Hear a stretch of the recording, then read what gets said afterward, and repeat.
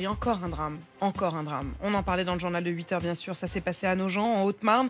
Un collégien de 14 ans qui a donc poignardé mortellement une surveillante au moment, précisément, d'un contrôle des sacs supervisé par des gendarmes. Bonjour Jean-Christophe Couvi. Vous êtes le secrétaire national du syndicat Unité. Je voudrais comprendre. On nous a dit il faudra plus de contrôle. Il y avait contrôle. On nous a dit il faudra peut-être des portiques. Mais rien n'aurait changé. Qu'est-ce qu'on peut faire encore ? Alors en fait, il y a plusieurs axes de travail, effectivement. Là, on voit bien que les contrôles, alors ça demande du travail supplémentaire aux policiers et gendarmes, parce qu'actuellement, aujourd'hui, il faut qu'on fasse des contrôles partout. Il faut aller contrôler les mosquées, les synagogues, il faut contrôler les chauffeurs de bus, parce qu'il y a eu un incident, enfin un accident mortel. Il faut contrôler les points de deal, il faut tout contrôler. Donc, encore une fois, on a un problème d'effectif, mais là, les gendarmes y étaient, sauf qu'en fait... il y a deux cas d'acte, de passage à l'acte. Il y a le délinquant qu'on connaît, donc c'est l'affaire par exemple Elias, où on connaît les délinquants, on sait qu'ils ont un cursus d'évolution et on n'arrive pas à stopper cette course. Et de l'autre côté, il y a des jeunes qui passent à l'acte alors qu'ils étaient en dessous de la ligne de flottaison, qu'on n'a pas vu arriver. Ou alors il y avait peut-être des signaux faibles, mais est-ce que c'est au sein de la famille ? Mais a priori, pas à l'extérieur. Voilà. Donc ça, c'est des choses malheureusement que l'on voit de plus en plus et je trouve qu'il y a une épidémie justement de ces attaques au couteau. Alors on sait qu'il y a un mimétisme, que certaines personnes utilisent justement ce qu'ils voient à la télé ou dans les passages à l'acte pour faire un peu la même chose. Mais voilà, je pense que même les portiques ne pourraient pas tout... Mais en l'occurrence, j'ai même l'impression qu'on est complètement hors sol. C'est-à-dire que on a nos politiques, et ça me frappe évidemment dans les propos de la maman d'Elias hier matin, dans cet entretien qui m'habite encore. C'est-à-dire que je recommande à tous ceux qui n'auraient pas encore entendu les mots de la mère d'Elias de les réécouter en podcast, parce que c'est le réel. C'est-à-dire que là, le réel d'une mère qui a perdu son fils et qui dit mais arrêtons en fait d'imaginer ou de parler de manière hors sol. Mon fils est mort et voilà ce qui existe dans notre société aujourd'hui. Et puis l'après-midi même, on a à nouveau les politiques qui disent portique, fouille, gendarmes, policiers. Mais le portique n'aurait pas sauvé la vie de Mélanie, puisque c'est à l'entrée, avant d'entrer dans l'enceinte du collège. Ça n'aurait rien changé. En fait, on voit bien que le monde politique s'attaque toujours aux conséquences au lieu de s'attaquer aux causes. Si on élimine les causes, il n'y a pas de conséquences. Donc en fait, encore une fois, il faut s'y intéresser. Les parents victimes sont plongés dans la réalité. Et eux, ce qu'ils veulent, c'est des actes. Ils veulent en fait du pragmatisme. Et aujourd'hui, effectivement, on a des politiques qui sont un peu, à mon avis, sonnés par rapport à ce qu'ils voient autour d'eux, parce qu'ils n'ont pas les éléments pour répondre aux attentes des citoyens. Et c'est ça qui est... Est-ce qu'ils n'ont pas les éléments ou est-ce qu'il y a une forme de déni ? C'est pas une forme de déni, je pense qu'en fait, ils sont vraiment sonnés. Aujourd'hui, on voit nos gamins, ils sont élevés, moi je le dis, par des influenceurs, par des algorithmes. Vous savez pas ce qui se passe des fois dans la chambre de votre enfant. Ils ont accès avec les ordinateurs, les téléphones, etc., à un autre monde. Et vous-même, vous ne connaissez pas leur langage. Quand vous parlez avec eux dans la table en train de manger, ils vous parlent normalement. Mais entre eux, ils ont des codes bien particuliers, des emojis.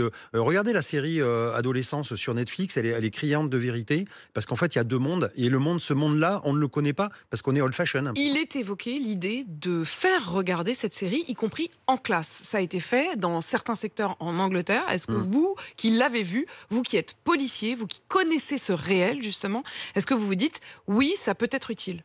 Ça peut être utile parce que ça peut être une prise de conscience. Mais encore une fois, il faut qu'il y ait un but.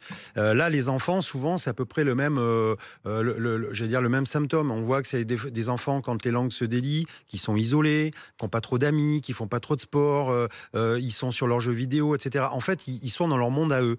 Et aujourd'hui, on a un monde où, avec le téléphone portable notamment, on peut avoir accès à plein de connaissances, des connaissances illimitées. Et en même temps, cette communication-là, elle isole les jeunes. Elle les isole.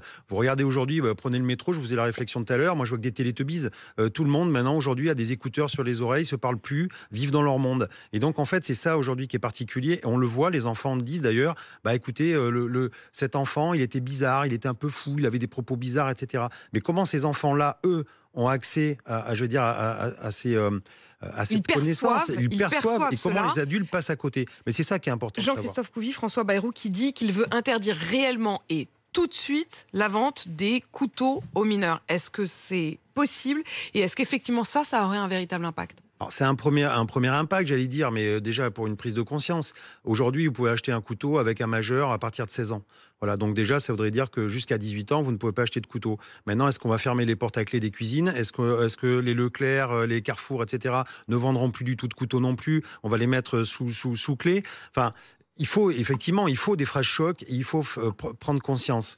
Néanmoins, moi, ce qui m'interpelle aussi, c'est comment vous pouvez encore une fois vous faire livrer des couteaux via des réseaux. La maman d'Elias, hier, elle insiste sur le mot machette parce Bien que sûr. l'arme qui a tué Elias, c'est une arme qui a été achetée par un jeune de 16 ans sur Internet Ah qui oui. s'appelle un zombie dead avec une lame de 40 centimètres.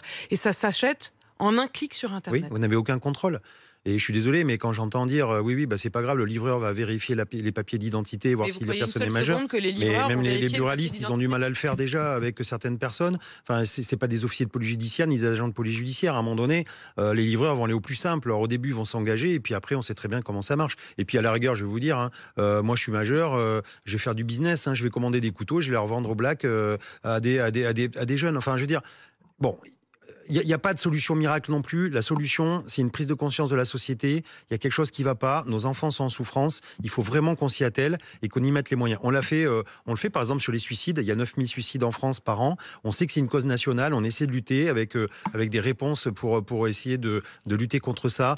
Quand il y a des maladies comme le cancer, on est capable de mettre des moyens justement pour essayer de lutter, de faire de la prévention. Eh bien aujourd'hui, c'est un mal qui ronge nos enfants. Une partie de la jeunesse, pas toute la jeunesse. Mais je pense qu'il faut aussi qu'on y mette les moyens, qu'on s'intéresse aux causes. Merci beaucoup, Jean-Christophe Couvi, secrétaire national du syndicat Unité.